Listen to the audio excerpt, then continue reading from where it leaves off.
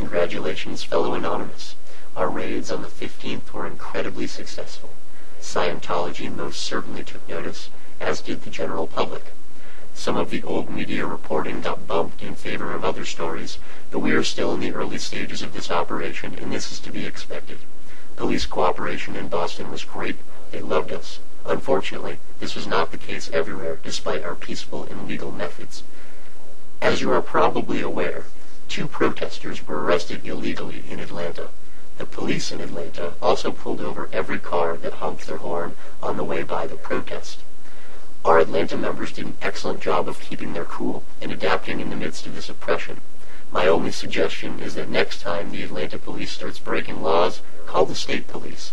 They're less likely to have taken bribes from the Scientologists. In fact, it might be a good idea to request a state police presence at the next protest to ensure that the local cops are kept in check. Whatever your chosen course of action, I admire your courage and extend my support. As to my fellow Boston Raiders, I have only one concern. While we were in Wendy's, nearly everyone took off their masks. If Greg hadn't been there to keep Stoop Kid from getting up the stairs, OSA could have had pictures of all of us. A number of you not only took off your masks inside Dunkin' Donuts, but urged other Anons to do the same. This is not safe.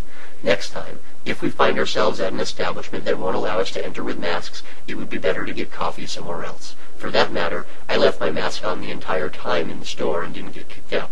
I can understand wanting to cooperate with local shop owners, but this should not be done at the price of your identity's security.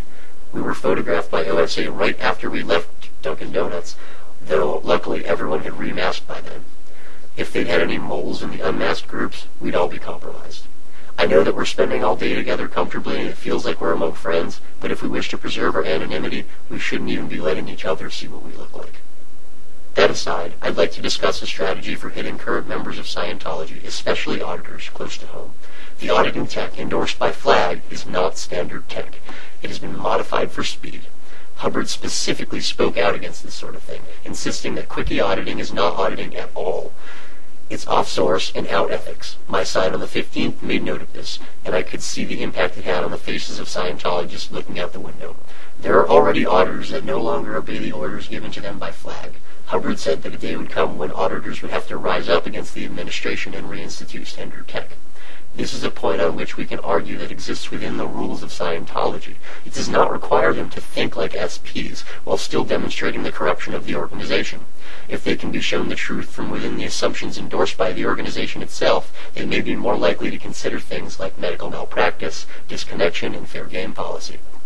By addressing the public, we help to prevent an increase in the organization's numbers, which is admirable. However, in order to save those who have already fallen into the trap, we must address them directly using their own language. Auditors wouldn't be auditors if they didn't care about auditing. Auditors wouldn't care about auditing if they didn't care about people. These are the Scientologists we need to be targeting. They are the cornerstones, and a building whose cornerstones pull away from it cannot stand. Together, I'm sure we can get this thing done. Good luck on the 12th. Anonymous.